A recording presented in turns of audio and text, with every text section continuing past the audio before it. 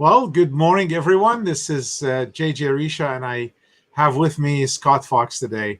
So, Scott will introduce himself in a few minutes, but I wanted to kind of give you a little intro about what we're doing and tell you about our program today. Hope everyone is staying safe as we've been talking about this for uh, months right now. I think it's getting old for everybody, and hope these broadcasts are helping a little bit our entrepreneurial ecosystem with really relevant information. So first, we this is at about an hour program. So Scott and I are going to have a really open fireside chat conversation where you could jump in anytime and ask questions. So we're happy to answer your questions. This is so we encourage you to just ask questions on your YouTube chat. Just type it there, and then we'll look at it and answer any question that's relevant to our discussion today. If for any reason we can't answer it during the broadcast, you can always email me at pvinfo@pismoventures.com, and I'm happy to forward any information to Scott that he would be interested in answering. So our broadcast today, we've been doing this for a few months now. Live streaming, talking about startups, talking about entrepreneurs, talking about the ecosystem. It's really to help all of you navigate this vibrant community and bring. What we're doing is we're bringing on board really thought leaders, investors, serial entrepreneurs, movers and shakers in the community to really help you understand what it takes to really build a business, grow a business, sell a business, raise capital for your business. It's not easy, but we are answering a lot of the questions. I know we don't have all the answers, but I think if you, Scott just reminded me, if you listen to this broadcast and previous broadcasts, you will get a lot of information. So just very quickly about Pismo Ventures. So Pismo is a venture studio with a software development arm to help our portfolio companies with their software development needs. But we are agnostic, so we help companies of all from all industries, regardless if they do have software or not. We help really build businesses. We invest our resources, including cash, into businesses. We facilitate funding, and we help open doors to make sure that our portfolio companies are successful. We are building a fund, and that's probably going to be early next year to help invest in portfolio companies. We are a value-added hybrid cash and equity startup-friendly model. We engage on a month-to-month basis, no long-term contracts. And we are truly a business partner to help you succeed. What I want to talk about also before Scott comes on, I want to tell you that we launched a venture plan competition last week, National Venture Plan Competition. This is a startup business plan competition, open nationwide to startups anywhere from pre-seed through Series A, regardless if you're in revenue or not. So we have more than 20 webinars that would be available for the competition. We have 120 plus investors that have committed their time to judge the competition. And we have 32 plus VCs and angel groups that have committed to listen, to allow the winners of the competition and others to pitch to them or present to them through a fast track program to allow you to, as participant in the competition, to allow you to potentially raise capital from multiple angel groups and not one. And therefore, there are some cash prizes and some in-kind prizes, but the biggest value is really the ability to present to multiple angel groups. All right, if you have not signed up or registered or followed us on YouTube or subscribed on YouTube, please do so, or follow us on social media as well. So we'd love to have you abreast of all the new things that we're bringing on board. Scott, I'm sorry for the long introduction here before we bring you, but good morning, and tell us a little bit about you and all the good stuff that you do for the Orange County community. Good morning, JJ. It's great to see you. Fun to connect like this. Thanks for having me. Um, and no problem about the introductions. Obviously, everybody listen up. JJ's doing a lot for our community here and really trying to help startups. And you do well to listen. A lot of us are trying, and JJ's really putting in a lot of time on this. And I think there's some great opportunities with this business plan competition of his. And there's some really good learning and fundraising opportunities coming through that. So if you haven't already, he'll say it again later, but I'm sure you should check out the URL that he's going to share. Anyway, so I'm supposed to introduce myself. I'm Scott Fox. I'm a serial internet entrepreneur. I've been building internet startups for 20 plus years now. I raised my first venture capital round back during the first .com boom, which is getting to be a while ago. So I've had a lot of small and medium-sized successes, a couple big ones. I took a lot of that success and spent a lot of time writing books to help educate early-stage entrepreneurs how they can get part of the internet revolution. That's what you see behind me here. Those are my books in many languages around the world. I moved to Orange County about almost 10 years ago now, and have been excited to get involved in the local ecosystem here after a long time in New York and the Bay Area and Los Angeles. And these days I spend most of my time as an angel investor or mentor to startups, as well as running some of my own businesses. And as part of that, I started the Orange County Startup Council, which you can see on the wall here behind me, which is an organization, really a community service organization dedicated to supporting early stage founders who are building tech startups here in the Orange County area. And we'll probably talk about that some more. But if you haven't already, check out ocstartupcouncil.org. And we have a free newsletter and lots of great resources for early stage tech companies who are trying to make their homes and make their way here in Orange County. I'm active with Tech Coast Angels and the chairman of the new Stanford Angels and Entrepreneurs group here in Orange County, because I went to Stanford for grad school. That's probably enough. I'm happy to be here. All right. Well, thank you so much. Again, encourage everyone to ask questions as early as you can. So today the discussion is about really fixing your mistakes when you're raising capital, right? So maybe I'll start with asking questions, and hopefully the audience will do the same. So what do you think? I mean, you've been doing this for too long. We both belong to TCA. We've seen hundreds of pitches to investors. But what is the most common mistake you see in investor presentation by startup founders? Yeah, I thought this was a good topic for today because a lot of people, there's a lot of advice, right? And most advice is cheap, which means it's worth what you paid for it. And the fact is, a lot of people kind of fall into certain traps online. They go and they find a template and they try to squeeze everything into a template, or they listen to one person or one book and they tilt that way. And the fact is, I guess the biggest mistake I see, well, there's two. I guess we're going to talk for an hour, but the biggest one is not treating investors like people, right? Investors are people, right? We're interested in companies and opportunities just like you are, right? And a lot of, especially first-time founders, tend to look at investors or venture capital firms, banks, whatever your source of capital is, as some kind of like other, right? Like those guys have money, or gals, and I don't, and therefore it's like an us and them scenario, right? And you've seen that, right? In some of our pitches, they come in and it's kind of like they're trying to sell us instead of trying to relate to us, right? And investors have a certain list of criteria they're looking for, and none of them are that hard if you just think about it, right? There's no cookie cutter to this. You've got to explain what you're doing and why it's awesome and why it's going to make money better than the competition. I mean, that's kind of it. And a lot of people get caught up in the formulas and stuff, and they miss the fact that we're people, right? And we're just interested in opportunities like you are. And you've got to tell us about your business in a way we can understand. So that's kind of general. So the actionable piece I had about that was the main thing I see missing is examples. People are so close to their products that they start talking and they don't give us examples of exactly what they're doing because it's so obvious to them, right? They're so close.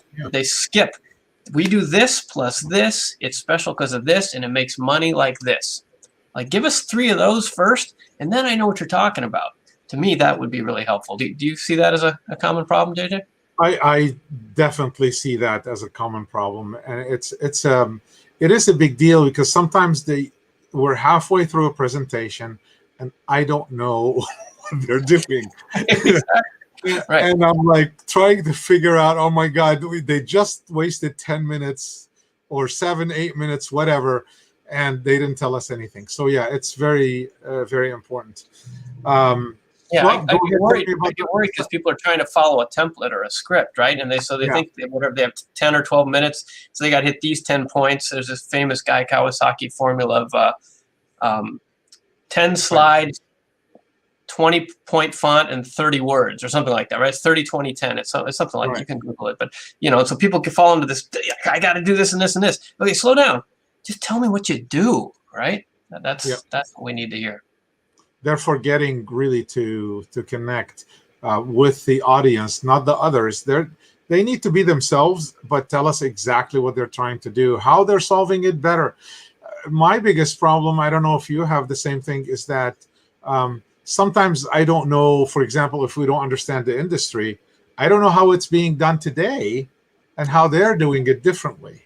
Exactly. So that's a big deal. Yeah, exactly. Because again, and this is why you're a wonderful founder, because you're in this industry and you just get it, but we don't, right? That's the point. So you need to bridge that gap so that we can see why this is a problem and why you are the solution. Yeah. Well, you said you have another one. Go ahead, since we're talking about not just 1, 2, 3. What others? Well, that was the 2 of those anyway. The treat investors as people, and then lack of examples. That would really help a lot of people. And case studies are better, obviously. If you have a theoretical example is one thing, but a real life case study, I guess I'll mix one in since we're there, is trying to demonstrate some sort of progress, right? It's not just theoretical. Yeah. It's actually real life from your business that shows that you went from 0 to 1 and hopefully to 2 and 5 as part of your work. That's the best kind of example, right? Yeah. I want to go back and kind of on what you said before, and that is they think of us as other. Yeah. And I think that's important. Now with this COVID world, things changed, but it's the trust that they should be building, the relationship. They can't think of us as other, and maybe try to think of us as people, like you said. So I always encourage entrepreneurs to really build that trust, that relationship, and then they don't really need to ask for money after that. What has been your experience? Yeah, I agree with that. The best way I heard that expressed a few years ago was a guy named Scott Kelly, who runs Black Dog Ventures, and he used to be around here when we had live events. I know. Yeah, a lot. But he said it, and I don't know where he got this or if he invented it, but you go friend raising before you go fundraising. And I thought that was very well encapsulated, right? Especially at the angel investor level, you got to make friends with the person. It's really like a relationship, maybe not quite a marriage, but maybe closer than investor relationships often last longer than a lot of marriages, right? So you got to do some dating, you got to build trust. This may not be as important if you're talking to a big bank or a VC firm, especially in later stages. The deal may be more about financials, right? You're doing 10 million a month in revenues. The metrics can tell people a lot about the business's growth trajectory and potential. But at the early stages with angels that we're talking about today, you really need to establish that you're the right kind of person who gets along, listens to an investor's advice, at least to a certain extent, and is going to, have the grit to get through the ups and downs of building a startup. And that takes a little bit of time. I guess that might be another one. Wasn't particularly on my list, but when people think of funding, they look at it as like going to a bank to get a loan. Like you walk into a bank with a pile of papers, and then you walk out a week or 10 days later, a check shows up, right? And that's about it. But angel investing is much more about, like we were talking about, developing relationships so that you trust the person and think that you're going to get not just a good return on your money, but honestly a return on the relationship, right? You're putting a lot of us angel investors spend a lot of time investing and helping with the strategy and making introductions from our personal networks and things like that. So there's a return on not just capital, but on time and personal reputation and relationship, I think. That's very, very true. All right. What do you think one of the easiest ways to improve, you know, the most startup CEOs can make to improve their pitch? There are a few ways, but in your experience, what are one of the easiest ways to help them improve their pitch decks? Yeah. The big one I would have, I think, actually came to me at a pitch event you hosted, I don't know, a year or two ago. You've hosted some great events. And I was working with the team. We had some breakout rooms, remember? And I was back with a group of, I don't know, 8 or 10 founders, and they were in the small group breakout. And it kind of came out of my mouth, and everybody kind of looked at me like, oh, that's good. So maybe you've heard this before, but I think you'll sympathize regardless. The biggest thing, I think, the easiest improvement you could make is stop pitching your product and start pitching the business. Yeah. To most people, that sounds like the same thing, right? A product is the business, right? But from an investor's point of view, it isn't. The business is what I'm interested in, right? How do I give you $1 and it turns into $2 or $10 or $1,000? That's the business. What your product is very cool and very important. And I know it's important to you because you're the founder, but the scalability and the reproducibility of those transactions is what makes the business. And that's what I want to hear about. So way too many pitches that I see are product pitches with a little thing at the end, which is, oh yeah, and I'd like $500,000 at a $5 million pre-money valuation. Like it's the last slide, right? Like suddenly like, boom. And now I want the money, right? But that's not how it works. The product is great. That's your problem. I want to know about the business. So that's interesting. So you're really saying, tell me about the business opportunity. Yeah. Because you're not really telling me the business. You're just selling me about how great your product is instead of selling me how great your business is. Yeah. Because I'm not a customer, right? I'm not buying this thing. Right. And that goes back to our earlier points too, that you need to help me understand the industry, right? Because I don't know that whatever, dental hygienists do this thing 14 times a day, and therefore there's a great software solution that would save tons of money. I'm not a dentist, right? I didn't know that, right? So I need to hear that. And why is that an opportunity, right? You're right. It's not just the business, it's the business opportunity that if you had more money would then take off in a hockey stick sort of fashion. That's the piece. So the product is great if I was buying the product, but I'm not buying the product. I'm buying a piece of the business. And that to me is a big difference, but also fairly easy to do because it's not this, right? You just need to pivot a little and feed me the dog food that I want to eat as the dog in the equation. A bad metaphor. Exactly. All right. Reminding everyone to ask questions anytime. This is, again, an open discussion with Scott Fox. Scott, how can startup founders accelerate product development, regardless if it's a physical product or maybe a digital product? Right. Moving faster is the key, right? Things move so fast these days, especially in the software sort of areas where I work. You've got to be really fast. So this is, again, our theme today is big mistakes that founders make. And so I think the easiest way to accelerate your development is to talk to customers. I meet far too many entrepreneurs who have big ideas, but they're kind of in their own head or maybe in a small team, and they want to work on it and develop this thing and then kind of do like the Hollywood, premiere night, like, ta-da, here it is. Everybody's going to buy it now, right? And that's risky, to say the least. And I would encourage everybody, talking to customers is way more useful because it will inform the product development, but it will also set up your first actual purchases, right? Which is the thing that investors want to see most. So the days of having a cool idea that you can pitch, with a smile and get money are kind of gone. Investors mostly want to see some demonstration of what we call traction, some initial sales or customer interest and so forth. So the sooner you talk to customers, I think the faster your company will move. Or it's worth saying, if you talk to customers and they all think it's stupid or you're crazy, that's actually a good outcome, right? Because you're not going to waste time and money. And that's what stops a lot of entrepreneurs from talking to customers is they may put on a brave face, but they're actually kind of concerned. They don't want to talk to customers because they might be wrong, right? This might have been a waste of time. And it's really scary, right? And I've been there. I've done this. My first company took years of my life because I didn't talk to enough customers. This is this is hard won truth, at least from my point of view. And I think that the sooner you talk to customers, the better, because they'll validate or not validate what you're doing, or maybe help open a door toward a pivot or some modification that you haven't seen. And that's often where the bigger money is, actually. Like, you have an initial idea, but there are very few products that get from conception to, say, IPO without some pivots along the way. And the best pivots, the most profitable pivots, and the easiest ones to sell are those that customers offer to you, right? But you got to get in there and engage before you'll even see those doors to open them. Wow, I think what you just said is golden. I mean, if someone doesn't do that, then that's the first thing they got to start doing today. I mean, it has to be. I'm gonna say, I'll summarize it by saying it's okay to fail fast. Yeah, that's right. Okay.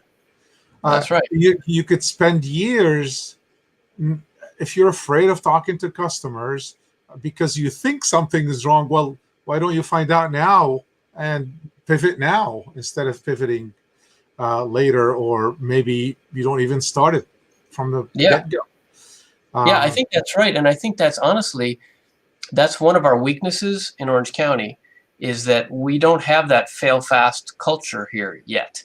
It's one of the reasons I started the Orange County Startup Council, because I spent a long time, as I mentioned, in the Bay, in New York and LA. And each of those cities, in addition to being massive, just population-wise, they have different cultures than we do here. Just quickly, I'll suggest, obviously tech in the Bay Area, where people have the habit of betas, alpha testing, beta testing, A/B testing. Like, you don't do that in most industries, but they had that, right? So you can do that and fail and adjust and move forward.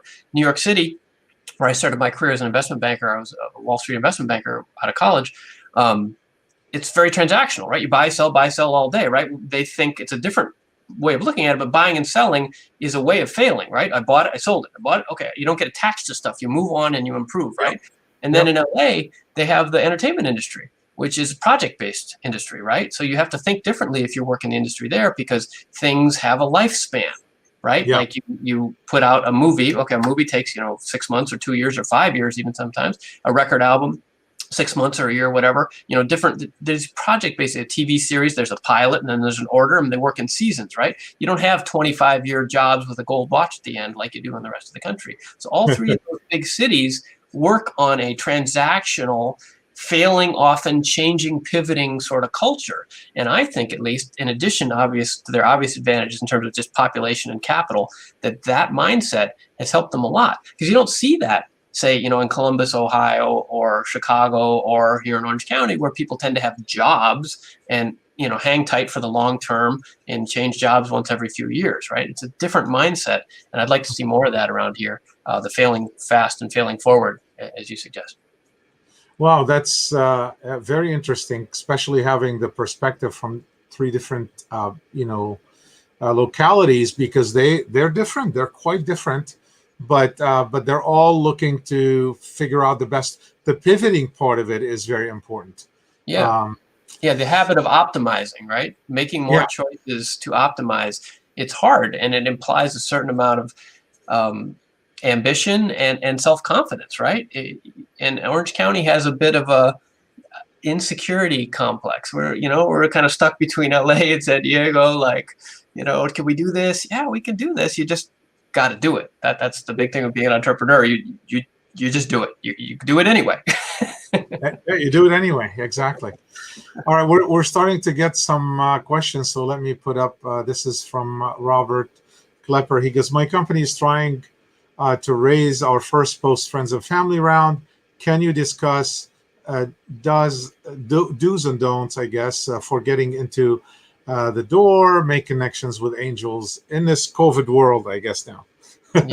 Yeah. Well, that's the key qualifier, isn't it? Hi, Robert. Nice to meet you.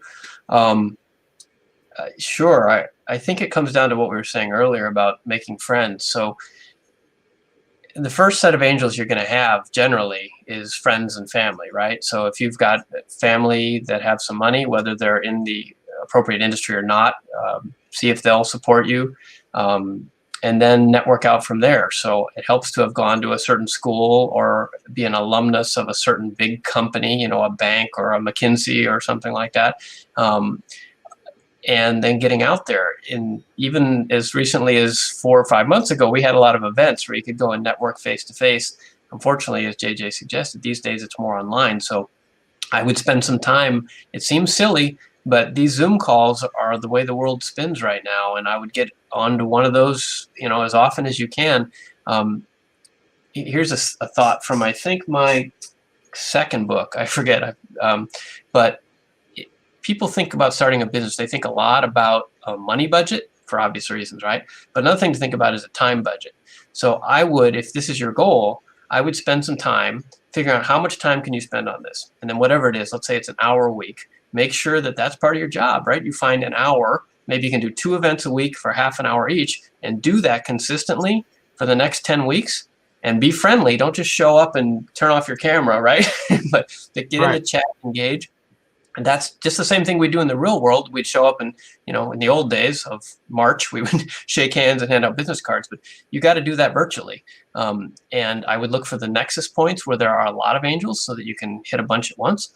Good examples of those around here are Tech Coast Angels or Band of Angels in the Bay Area, or lots of angel networks around the country and around the world. A lot of universities have alumni groups that are angel focused now.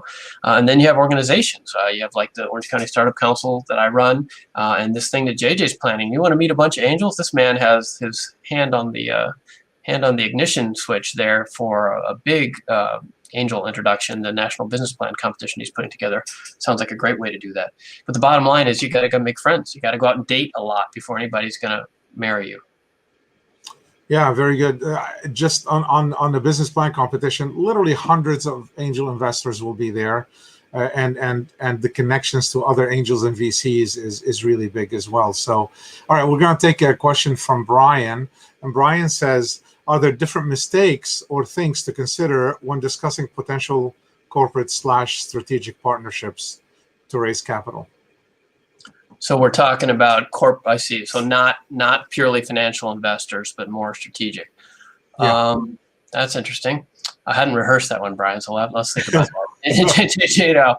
Think about that. So yeah, I would think so. I mean, the trick there, of course, is that you're going to limit your market size a lot potentially, right? Because most corporates or strategic investors are investing because whatever you're doing complements their strategy, their existing business, or maybe a business they want to get into. So by doing that, that means that their competitors aren't going to want to do business with you anymore, right? So you got to be careful. It sounds great, but you may be limiting your options. So I would have some good attorneys, you know, make sure that you can try to keep your options open. That by them putting in, you know, $100,000 or $1 million into a company that you hope grows to 100 million, they suddenly are not the tail wagging your whole dog. That would be the thing I would think about, especially in terms of like licensing and things like that. If even it's obvious if they're going to buy you, right? But even a small transaction like a licensing or a distribution deal can affect the whole rest of your business. You know, if you have this huge partner like a Samsung or a General Motors or a Tesla or, you know, some big company, Microsoft comes in, everybody else in the market is going to go, right? So I would be careful about that. Yeah, a lot more to learn in order to answer this question, but I agree with Scott. They could confine you to doing very specific things, where preventing you from growing.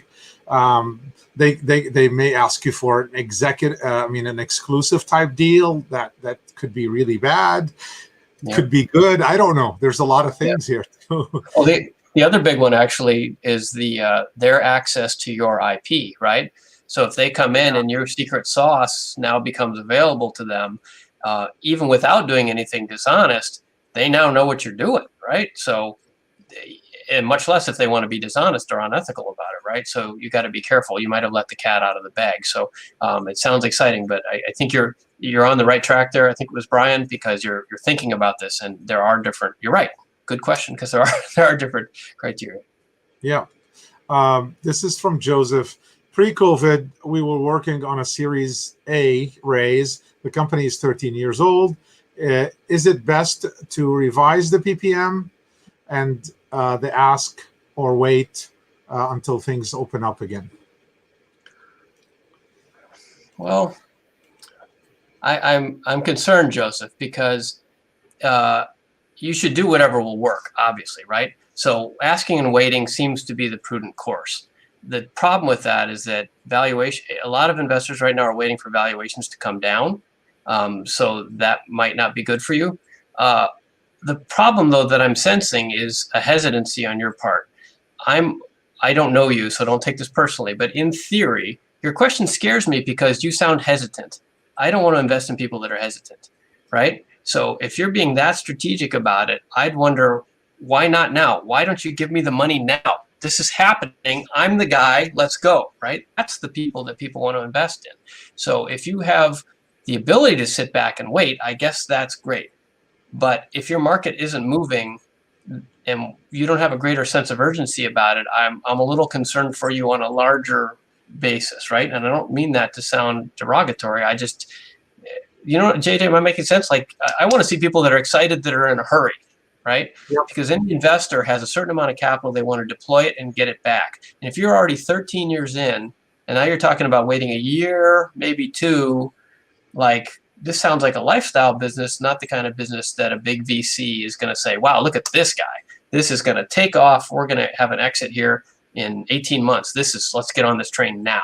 Because the sense of urgency is probably the hardest thing to create among investors. And just even the way you phrase that, you don't sound like you're in a hurry. And that worries me for you as your new friend. That worries me. I would think about that. Yeah, very, very interesting answer. And I agree with you. I think a lot of people that are trying to raise money and they can't raise money, for example, not because they have a bad business. It's potentially maybe not an investable business. Maybe that is a good lifestyle business generating millions for the founders, but maybe not an investable angel or VC type business. So, but creating that sense of urgency, I need it now because we really need to blow this up, is really quite different. All right, so let's take another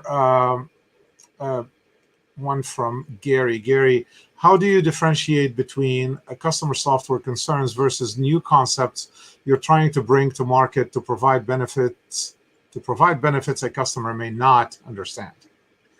So between customer software concerns versus, if I understand, Gary, I think what I would do is so you're concerned they have things that they kind of understand that you're solving, and then you have these new features, I think, and you want to meld those so that it's a consistent pitch. What I would do, this is more sales strategy, I guess, but I would work backwards and demonstrate to them that you understand their problems, and therefore you have these solutions. Oh, and by the way, these solutions are powered by these things that you asked for, but there's this other cool stuff in here too that's new and unique to us, which is why you should buy from us, of course. And that together, that gets them where they want to be. I think that would probably get you where you want to go, if I'm understanding your question correctly. Yeah. This is from Alex. Alex says, can you discuss the nuances of an internet B2C?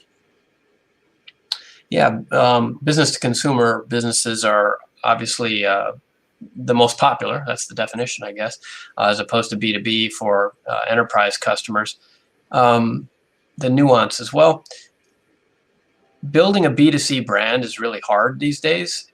The market is very crowded, as we all know, right? We're just bombarded by, we used to think things were busy when we had TV stations and a bunch of ads and a few emails a day, right? But now it's all channels all the time, new formats, everything from podcasts to TikTok, and everything's got ads in it, right? So that's really hard. It's a longer discussion and it's a broad question, but let me share this with you. I read a blog post a couple of years ago that really changed my thinking about B2C that I thought was valuable. And that was this, in summary anyway, and I can't remember who said it, or I would give them credit. But anyway, the difficulty with building new companies these days is not so much about the product or the funding or any of the traditional things. It's about distribution.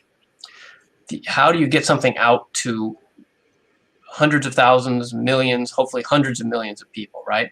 So the best companies these days pitch not based on their idea or what they're going to do and how that's different, but how their go-to-market strategy and customer acquisition strategy is different. So this is back to our original question line, JJ, was about like how to improve pitches. I think most entrepreneurs these days spend too much time on themselves and not enough time on how they're going to market and acquiring customers. So back to answer your question there, to build a B2C business these days, I don't care what your idea is. It could be freaking fantastic, curing cancer by download or something amazing. If you have a way to get it out to a lot of people very cost efficiently, and then have them, Fred Haney always says this, and Fred was a guest on your show a couple weeks ago, right? How you're going to get them to all tell their friends, right? That second order interaction is the key. That's the real challenge with B2C businesses. So it's also true with B2B, of course, right? You need the customers to buy and keep buying and tell their friends, yes. But in the B2C space, you really have to be about your distribution strategy and go to market, because if you don't, you may have really good metrics for the first 100,000 people or even million people, but if it doesn't keep going, you're still just a tiny drop in the ocean compared to the kind of traffic the big boys have at Facebook or TikTok, right? So that the go-to-market and customer acquisition and distribution strategies are really where you need to spend time. And you can't, here's the mistake, I found a mistake to fit our theme. You can't just throw this away in a deck by having page 7 that says, when you give us your money, 2/3 of it will be spent on marketing. Right? That doesn't solve the problem, right? Yeah. We need, right, JJ? You're laughing, right? That's I know. So really, it's knowing your metrics ahead of time. Like, if we spend $100 on this, we're gonna get $1,000 in return.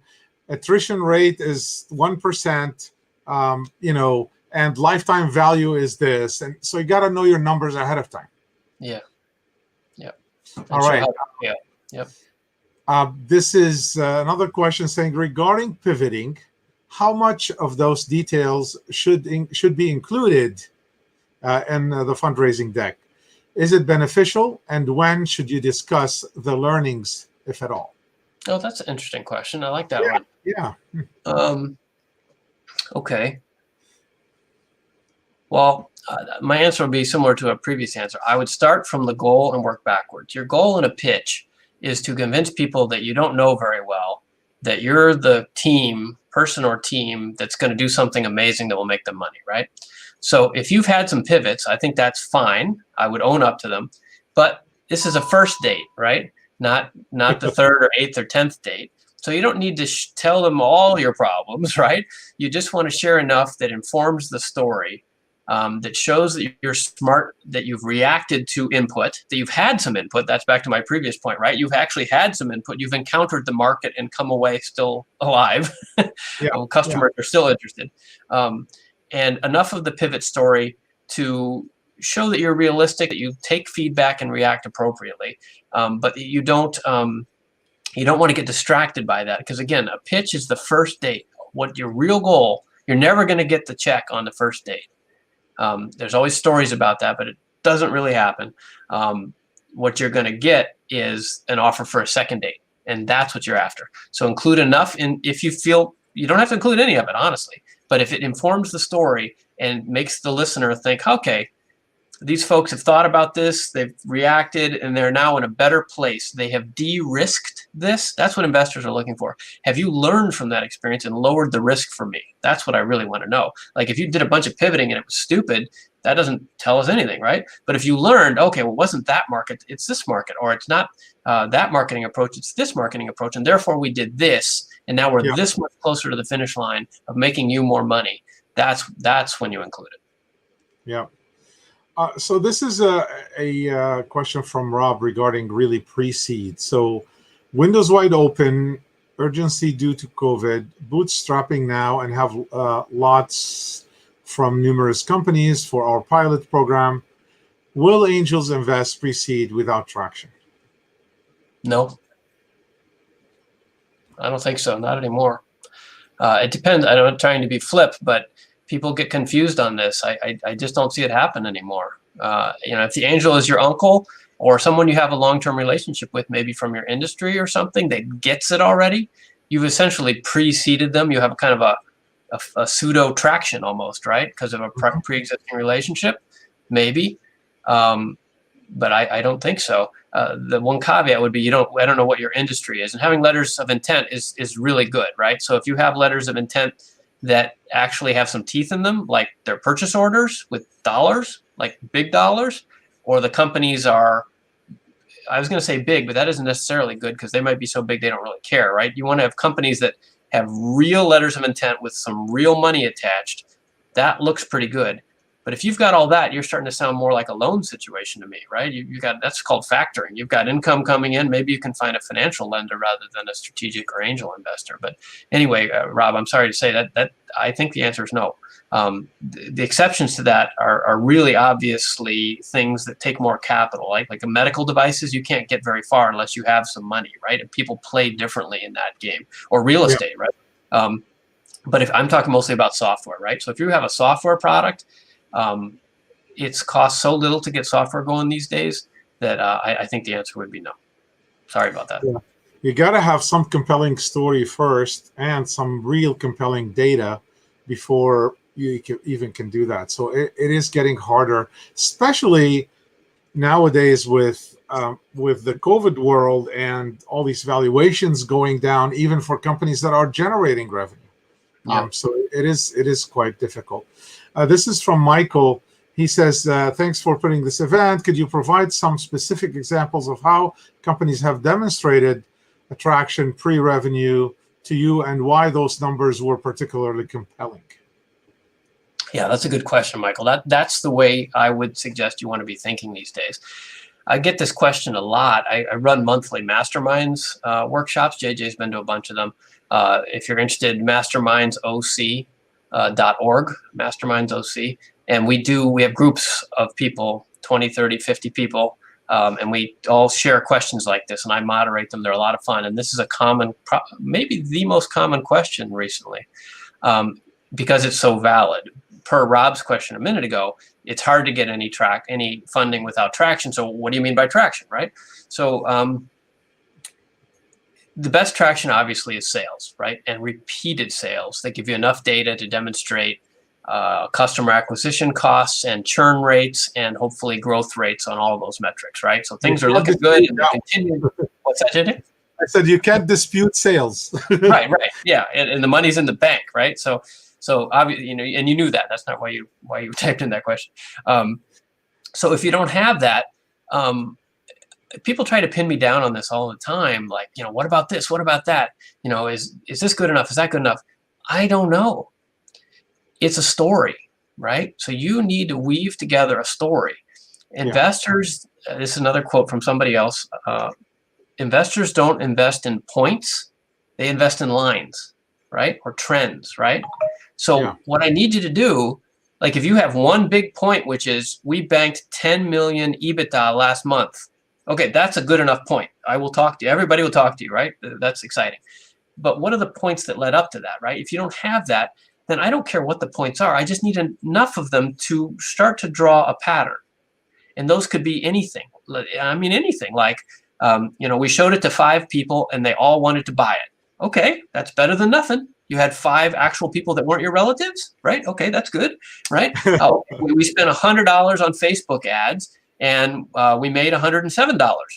Okay, let's try it with 1,000, right? You get the idea. We stood out. Well, this wouldn't work these days, but what I was going to say is we stood in front of McDonald's and handed out flyers, and 47 people came to the website, and 60% of those signed up. And a month later, 30% of those were still engaged with the app or whatever it was. Like, I don't care what the metrics are. You just got to have some metrics, and they got to be enough of them that it isn't all you're hanging your whole hat on one of those sketchy little alpha tests doesn't tell a story, but 3 or 5 or 8 of them might. And that's what you build, right? And if you can show that each of those got a little bigger and a little better, or to our earlier point, maybe one of them didn't go so well, so you pivoted and kind of went over here and tried it this way, and that worked out better, right? That story is what we need. So traction is just shorthand. People think it means money, and yes, money is the gold standard, but traction is really just a shorthand for tell me a story that makes me believe in you enough to write you a check. Give me a bunch of points, and then we can talk. Again, yeah, like you said, the traction could be anything that shows that line. That's good. Okay, here's one from Liam.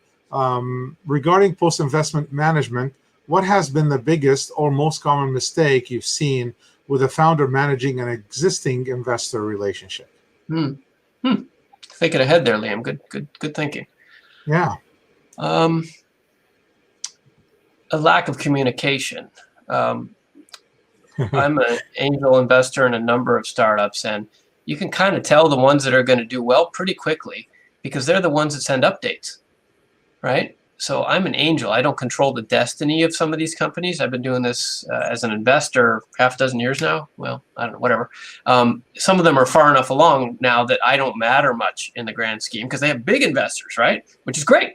That's what you want. Yeah, that's what you want, right? And I'm not offended that they don't write me personally anymore. But what they do is send out quarterly or monthly or whenever something happens updates, and they include all of us, even the relatively little guys, because I was there at the seed round, right? That is the thing that you should do. So to answer your question, I would think the biggest problems I've seen are when people don't do that. They stop communicating with the investors, either because they're just too busy or they're lazy or something's going wrong and they don't tell the investors. Investors, again, you shouldn't treat investors like us versus them. Investors are part of the team, and they're the ones who took the earliest risk, wrote their personal checks to back you. They can be your best friends, but you got to include them. And if things go south, they're the ones who are most likely to be able to help you. They helped you the first time, right? So I've been surprised sometimes, and I guess for founders, it's a bit of an embarrassment maybe if things didn't work out. But you got to get over that. It's not personal. We know that. Any investor who says that they've had 100% success rate in their portfolio is full of shit. So, this is part of the game. But you got to be open and continue to communicate and ask for help. Yeah, Zandra was on last week, and she really, made that point to be very clear. Communicate.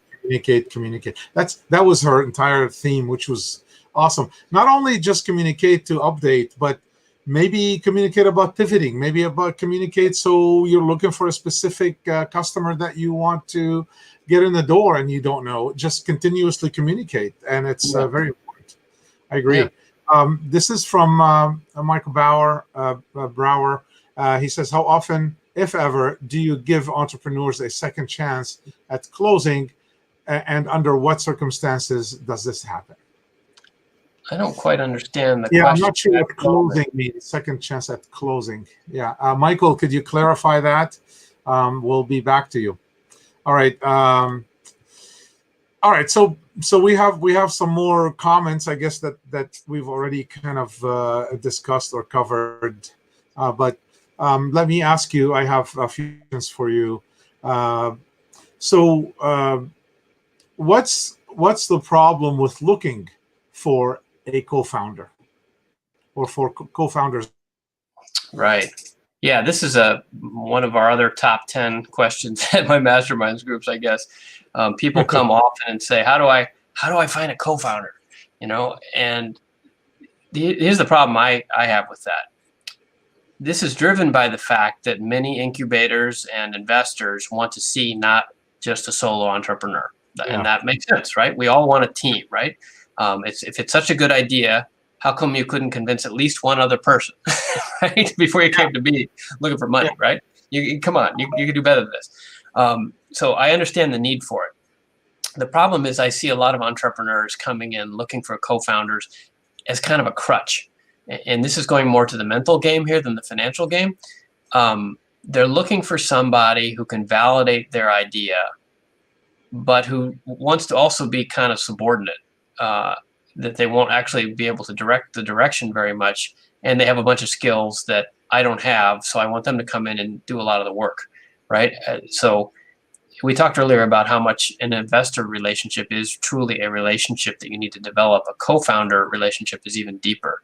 And I often see people looking for co-founders when they're either not willing to truly share that kind of control, or they don't need a co-founder. They just need to hire somebody to be a technical director, or to they just need to get a website built or something, right? You don't need a co-founder to build an app, right? You need an app development company, and you need 20 grand, right? I mean, so I think people need to be clearer.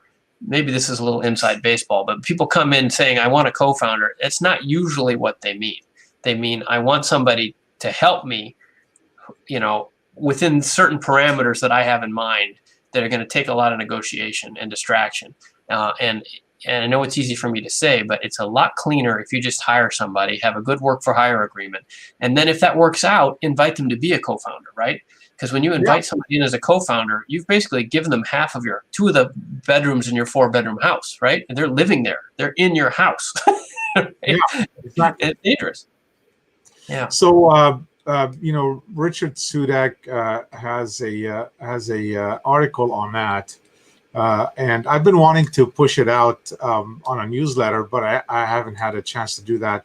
And I have another article similar on this specific topic with a different angle. So maybe I'll do a back-to-back 2 weeks on, partnering with a co-founder or whatever. But I agree with you. It's more like a marriage, and not something that's you do very quickly. If you're looking for someone to develop a website for free for you, then find another way instead of trying to come up with a co-founder who's going to take a huge chunk of equity into a company.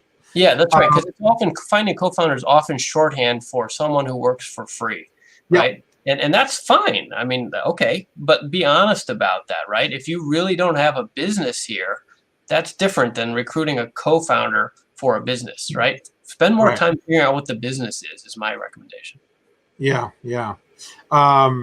So it's, I mean, there are a lot of ways of cutting deals like this. You could say, hey, look, we'll give you, it could be a loan. We'll give you a convertible note in lieu of that, or, put in some sweat equity. We'll give you equity, but it doesn't have to be a co-founder.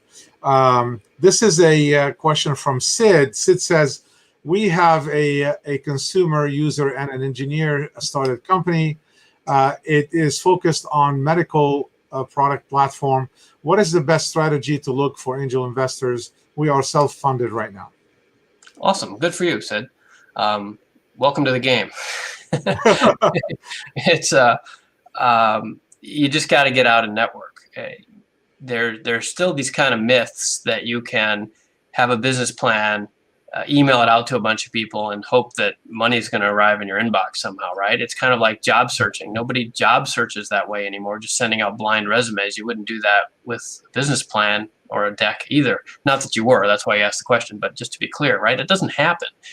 You've got to make friends. So we talked about this earlier, but I would spend some time, look in your calendar and look on Meetup or Eventbrite or whatever, or come to my masterminds, oc.org workshops, and participate and go build some relationships. There is a group, at least in Orange County, called MIX that I would look into, which stands for Medical Innovation Exchange, I think. You could probably Google that. They run nice events. They were a spinoff, actually, from my masterminds groups, because I don't do medical devices, but they do that kind of thing here in Orange County, specifically to help people network and meet each other. And I guess here's a caveat. I wouldn't just go out looking for angel investors. Go out looking for relationships. Go out looking for friends and meet a bunch of people. And if this is kind of like being in a band, right? If you want to have a hit single, you want to get booked in a concert tour across the world, you don't just go and call Live Nation and try to get to play the Rose Bowl, right? You go and you start playing little clubs, and well, not this year, bad example, but right, you go around and you play a lot of little clubs and you get some fans, right? And the word gets out, and then the record labels and Live Nation comes to you and says, hey, let's take you up to the next level, right? So it's tempting to shortcut this, but it's really hard to do. I'll just get out there, make some friends, and the investors are there. We're paying attention. We're looking for opportunities just like you are. Yeah, that's interesting. So I would say to all the listeners that talk to as many people as possible. It's, I've had many guests before that they tell the entrepreneurs the same thing, and that is, don't just go to one organization or one, talk to everybody, but just be prudent about, because you're going to get bombarded with information. The most important thing is you need to filter it, and make sure that the information that you need really goes to you, because everybody's going to have an opinion. But talk to people, because there's a lot of ways for you to be helped, and build those relationship and those trust, because it could come from somewhere where you've never thought it was going to come. So Sid says, both of you energize me. So, Well, while we're on that point, let's give a shout out to some of our friends in the ecosystem, JJ. Yeah. There are some great organizations like the SBDC, Small Business Development Council, at UCI. They do a lot of great work for free. Octane has the Launchpad program. There's my masterminds groups. There's the stuff that JJ puts on events now and then. There's a lot of places. If you actually go to the Orange County Startup Council website. Actually, that's why I built the website. There.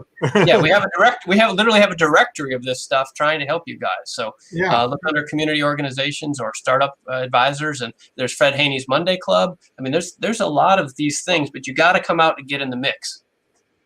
Yeah. All right.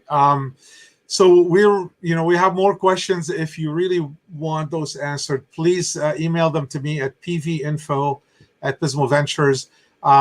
We only have like 3 minutes left, Scott. So what I want to do is I'm going to do some closing. While doing the closing, if you can come up with one, really just one advice that you think, or a recommendation to entrepreneurs, it would be really great. So that way, when I come back to you, they'll listen to that. So while Scott is thinking about this, I'll do a little bit of closing here.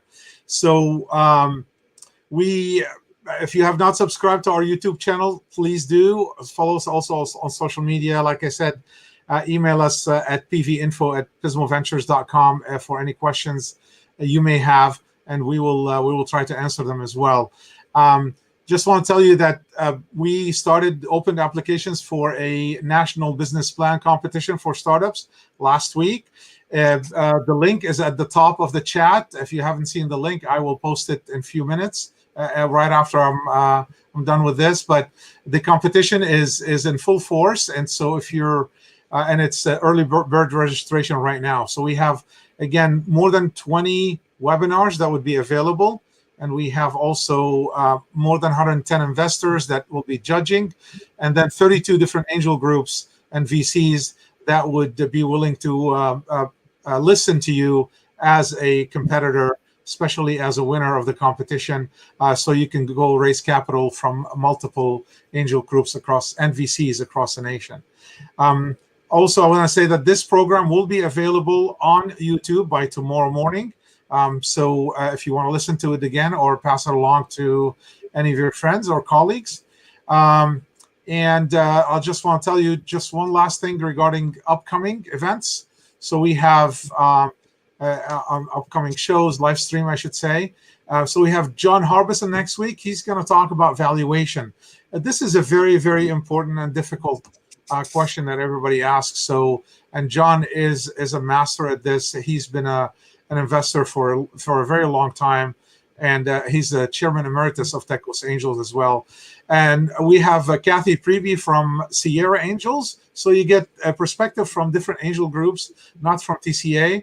And we have Barbara Russell after that. She's from a CapW out of Boston. She gives us the VC perspective. And the week after that, we have Jay Cormier and also potentially Thomas Lee, who are both TCA members, but specifically on life science. So they're going to talk about life science specifically. So a great lineup coming up through the month of August. So hope you guys come back. Scott, what is it? Well, first of all, everybody that's listening, that's an incredible lineup. So good job. John with valuation alone, it's worth the price of admission. So good job. Yeah. Which is zero. Zero. Yeah, I know. I guess that's one of my big points here has been angel investors are people, right? We do this because we want to help, right? JJ doesn't have to do this. I don't have to do this. I wrote 3 damn books about this stuff. You think I make any money off that? No. We're doing this because we're trying to help, right? We see potential in you. We want you to succeed. It makes the world a better place. Given the weird place the world is today, if we didn't have entrepreneurs pushing the envelope, how are we going to get out of this, right? Innovation is all we freaking have, right? So I am committed to helping entrepreneurs. My point was going to be more, I'll say it real quick, is you need to research your investors. Don't just start spraying your business plans around. There are different kinds of investors. They have different sectors, different stages, different industries. You need to research that. It will make your fundraising process a lot easier.